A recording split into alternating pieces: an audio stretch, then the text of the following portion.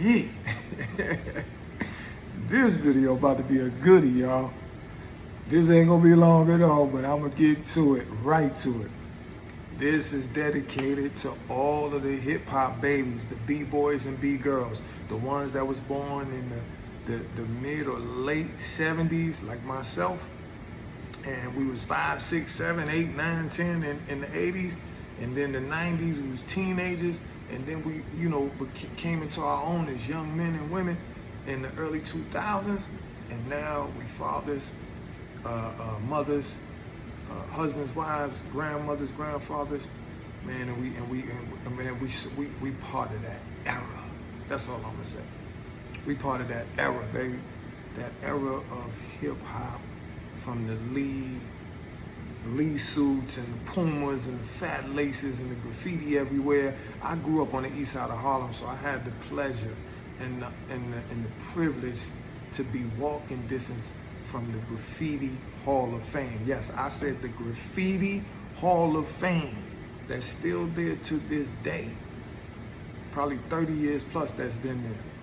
And I actually went to the school where that was our playground. When we came out for recess, Graffiti Hall of Fame was our playground, when we came outside. So, this is dedicated to the hip hop babies that were able to see the entire evolution of hip hop.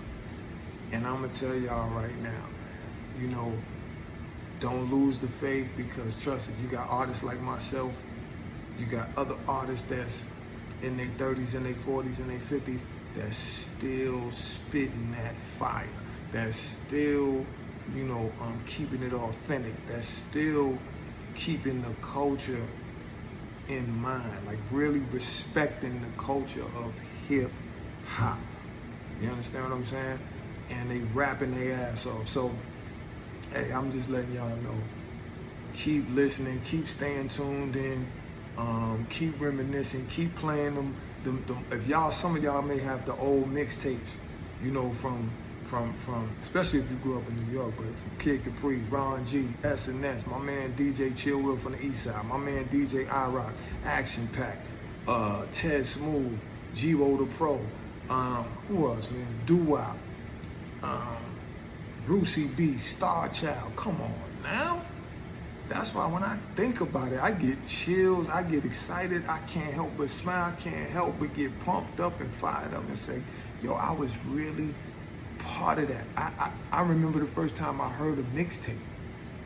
The first time I ever heard a mixtape, it was Kid Capri. And I was on 3rd Avenue, 107th and 3rd Avenue. And I remember me and my brothers and my friends was out there, and one of the OGs on the block, he had a Jeep. I think it was a Suzuki or a Wrangler Jeep. And he was playing it, and I just remember hearing, it's the Kid Capri.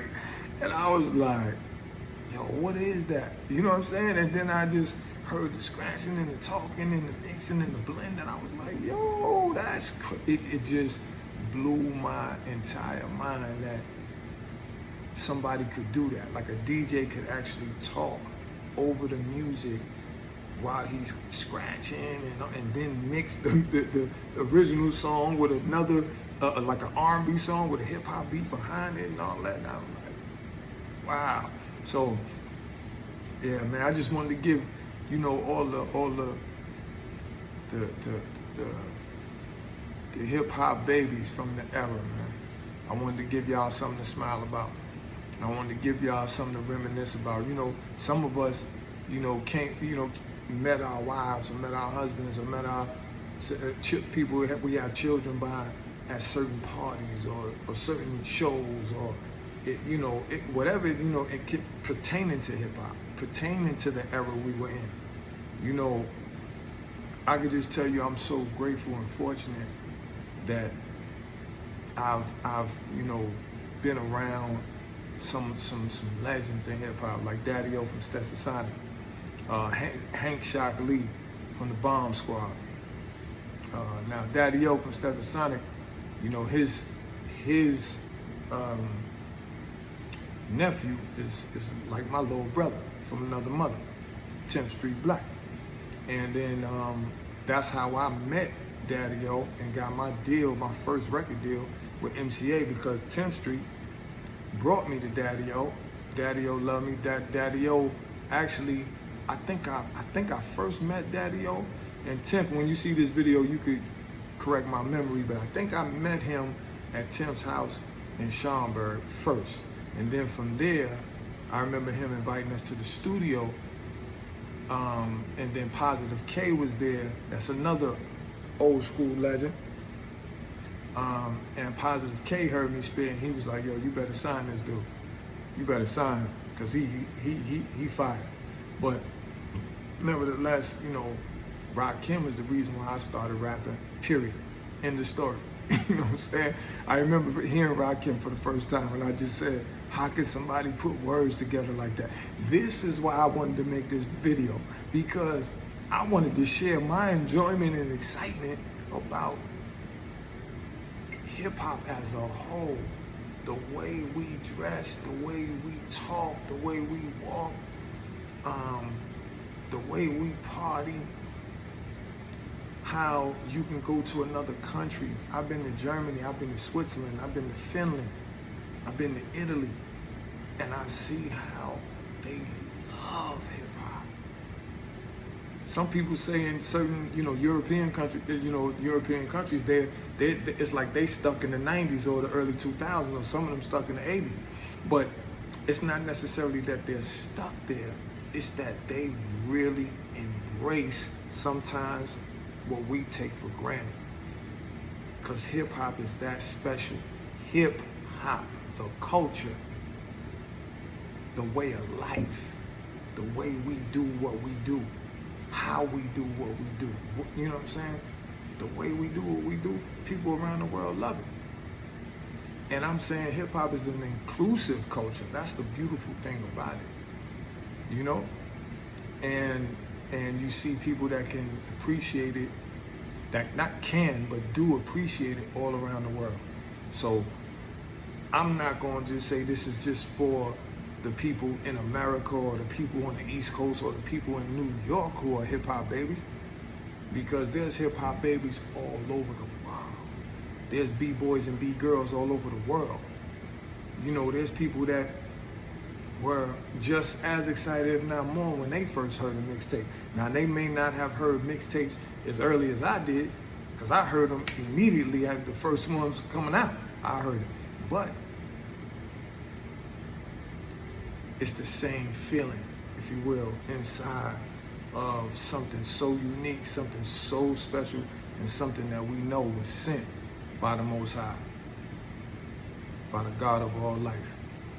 And we should really be proud of hip hop, and continue to push the culture forward and upward and make it more decent, more honorable, more respectful, and get rid of this whole ageism thing on both sides, because you can have a rapper that learns to rap and not just learns to rap, but professionally maybe can do it at 9, 10 years old. You see Lil Bow Wow when he started, right? So, and it's the same way with guys like myself. I'll be 50 at the end of this month, God willing. And I'm still rapping my ass off. I'm still in the studio going crazy. And I'm getting started. It's the rebirth. It's a reinvention, a new chapter. So once again, I just want to take y'all through that chamber. Hey man, get fired up about how far hip hop has come.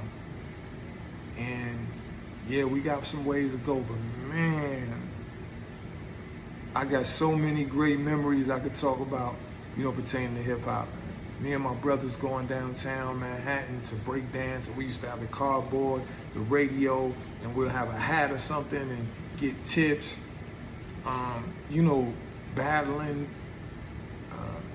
other people, and break dancing. We just like go to another project, so the projects, they'll come over to where we was at in Franklin Plaza on the east side and battle us. And I got some great memories. You know, the block parties that we used to call them jams. You know, places like the Fever, the Skate Key in New York, the Rooftop, the Rink in Jersey. You know, these are all like some of my dopest hip hop memories. You know, and I just like to say to all the OGs, from Kool Herc on down, you know, Grandmaster Flash and them guys, man. All the guys that I grew up on. I'm talking about X-Clan, I'm talking about Lakim Shabazz, I'm talking about Rakim, I'm talking about Brand Nubian, I'm talking about who else?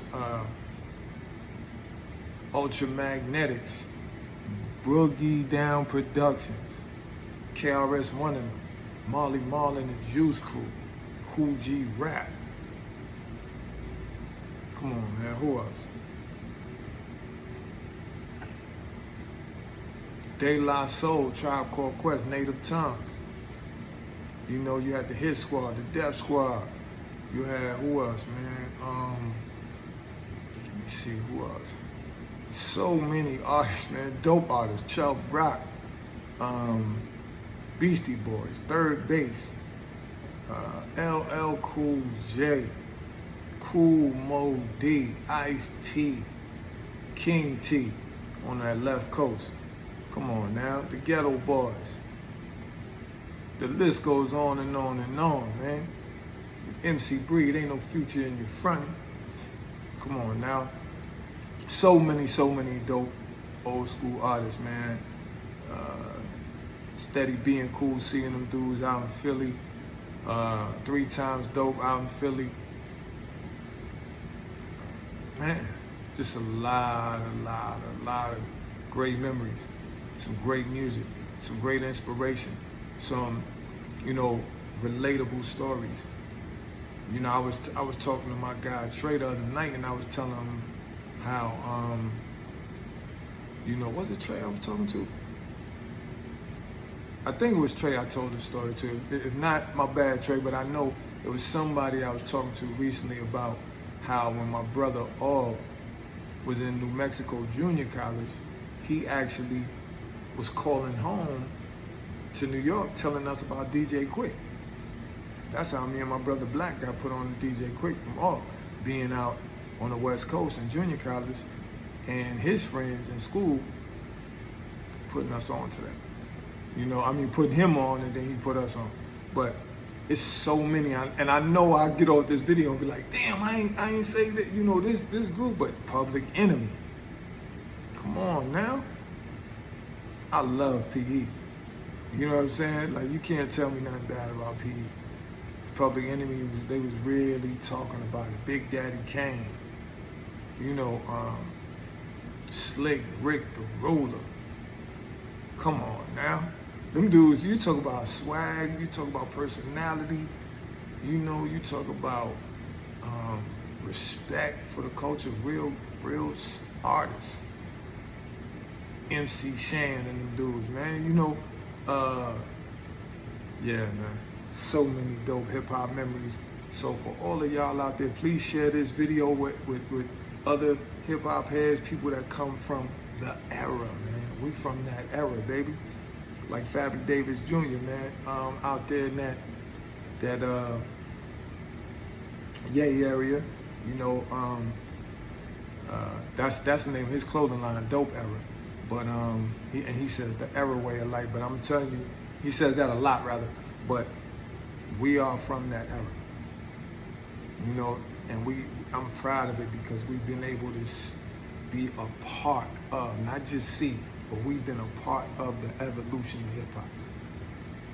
That's what's so dope about it. If you in your 40s or 50s, you've been a crucial part, even if you're not an MC, even if you're not a DJ, you still play a crucial part in the evolution of hip hop.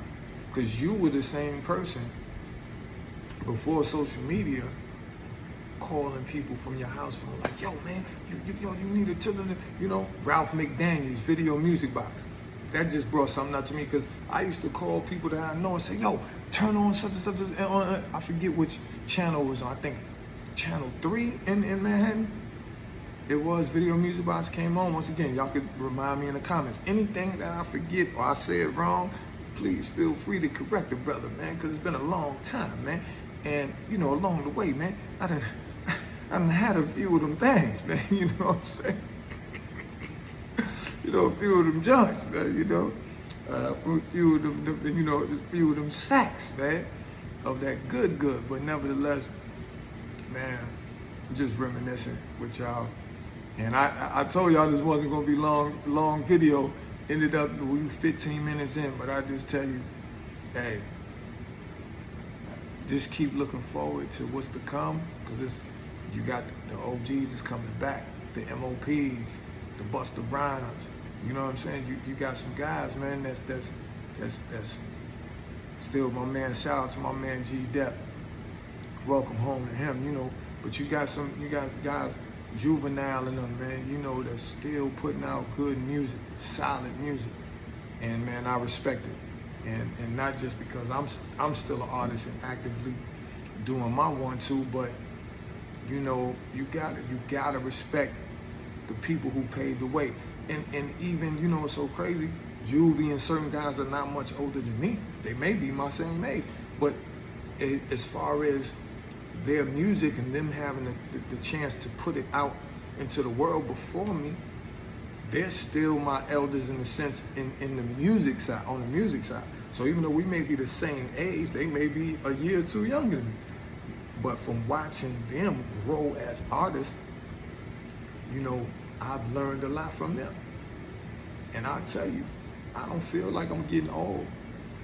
I feel like I'm getting stronger. I feel like, man, I'm a kid in the candy store right now. That's what I was telling my man Trey the other day too. I said, man, I feel like a kid in the candy store when I'm in the studio, when I'm writing at home or wherever, even doing these videos. Because all I'm doing is sharing my story. All I'm doing is sharing, you know, like being authentic with my life experience with y'all. And hopefully, man, my goal is hopefully I can bring that group of people together that vibe with my tribe, so to speak, and of them same mindset and spirit, and say, man, we rocking with New Child, and you know, whether it's his music, clothing line, books, documentary, movies, whatever he's a part of, we a part of, because yo, you know, he's one of us and we are him. You know, and that's why I wanted to make this video, because I wanted to let y'all know, hey man, don't let your love for hip hop die. Don't, you know, be, I wouldn't say even say discouraged. I would say, don't let yourself be too frustrated or overwhelmed with the foolishness that we see going on with a lot of the violence and basically the fuckery we see going on nowadays. However, we must know and understand that sometimes things got to get worse in a way before it can get better in a way, in the right way, and then be redirected, so to speak. But that's where we come in. The elders who helped build this thing, who helped shape this thing, who helped evolve this thing, keep putting your input and your energy out there in a powerfully positive way, and watch where we end up. So, man, salute to all the hip hop babies out there.